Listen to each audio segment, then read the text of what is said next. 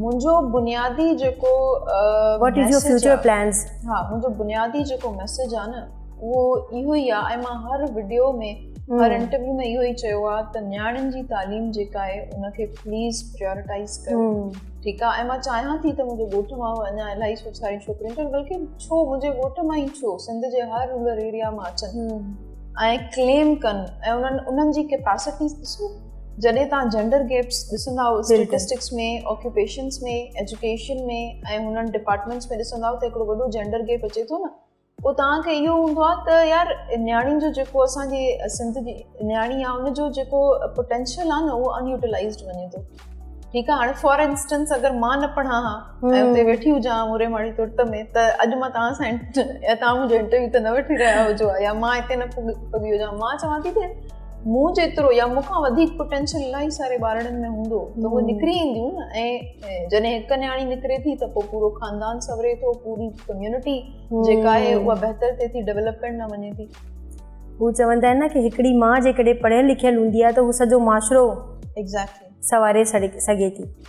अच्छा, अदी सिंध में जेको घणो कर जेको असांजे क़बीलाई झगड़ा झेड़ा झटा थींदा आहिनि, मार धाड़ थींदी आहे, घणो कर जेको चवंदा आहिनि न कि हाथियों की लड़ाई में चूंटियां बि मसली गई, न्याणियूं जेकी असांजी औरतूं उन्हनि खे घणो जेको टारगेट कयो वेंदो आहे कारी कारो करे इन जे बारे में तव्हां छा चवंदव?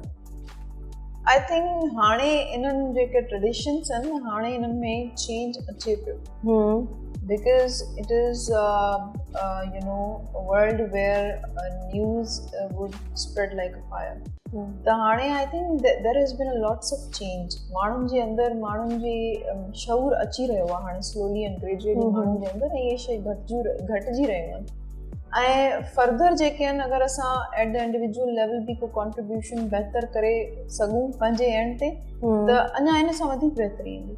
अच्छा, इहो मूंखे ॿुधायो, माशाल्लाह पढ़ाई करे छॾी, मूं इहो बि ॿुधियो आहे तव्हां पहिरीं मेडिकल में जेको आहे करणु चाहियो पिया, मेडिकल डॉक्टर जी, पोइ अवां शायदि डिसहार्ट थी वियो या कुझु अहिड़ो मसलो थियो, पोइ वरी देन यू हैव करणु चाहियमि बिल्कुल बि चेंज योर फील्ड।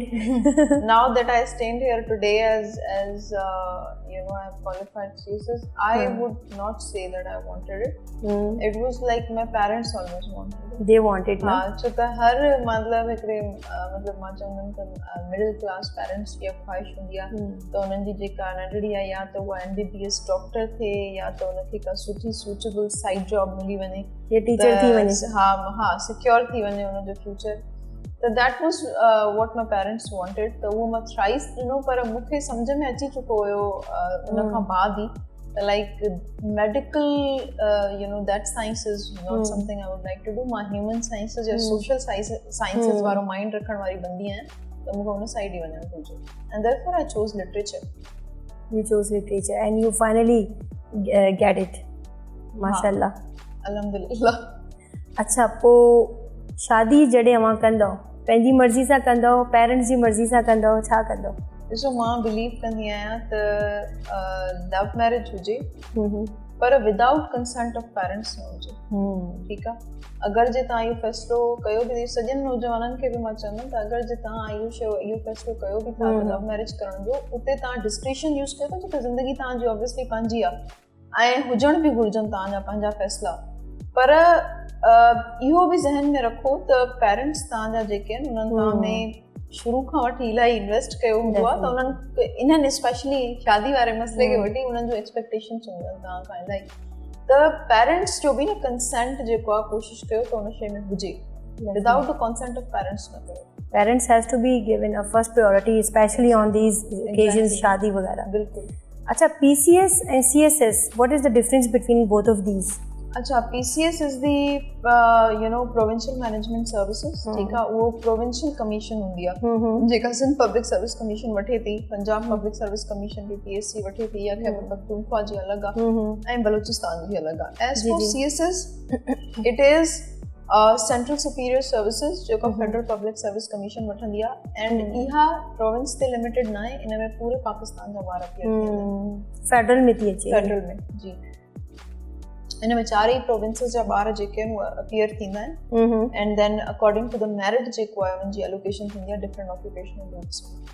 अच्छा, पोइ PCS में पेपर्स केतिरा थींदा आहिनि ऐं CSS में तव्हां ॿुधायो 12 पेपर्स थींदा आहिनि न? जी। देन हाउ मेनी पेपर्स इन PCS में बि ख़बर अथव हाणे जॾहिं 2019 खां पोइ सिलेबस चेंज थियो, सिंध पब्लिक सर्विस कमीशन हुन जो न्यू 2018 खां पोइ न्यू सिलेबस थी त उन में उन्हनि बिल्कुलु एट पार खणी आया आहिनि CSS जे सेम सब्जेक्ट्स आहिनि, पर उते ईज़ी इहा शइ आहे जो CSS में 12 आहिनि ऐं हुन में 11 आहिनि, त it makes it much easier than CSS। हा, ऐं MPT जेका आहे पहिरें PCS में हुई स्क्रीनिंग टेस्ट, पोइ तव्हां जॾहिं उहा क्वालिफाई कंदा त पोइ तव्हां PCS में वेही पिया सघो। हाणे त 2 सालनि खां CSS वारनि बि फेडरल पब्लिक सर्विस कमीशन बि स्क्रीनिंग इंट्रोड्यूस कराए छॾी आहे ॿारनि लाइ। स्क्रीनिंग टेस्ट छा आहे? स्क्रीनिंग में ईअं हूंदो आहे त तव्हांखे MCQ बेस्ड जेका आहे उहा टेस्ट ॾींदा आहिनि, जंहिंमें 100 या 200 प्रोबेबली मार्क्स हूंदा आहिनि, छो त मुंहिंजे टाइम में न हुई इहा।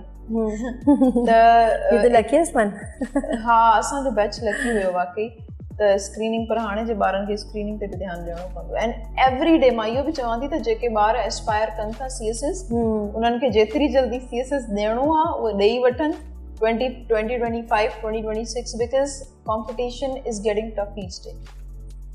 भई जेके ॿारनि खे CSS करिणो आहे जल्दी जल्दी करे वठनि, जो 2025 will be the tough for U.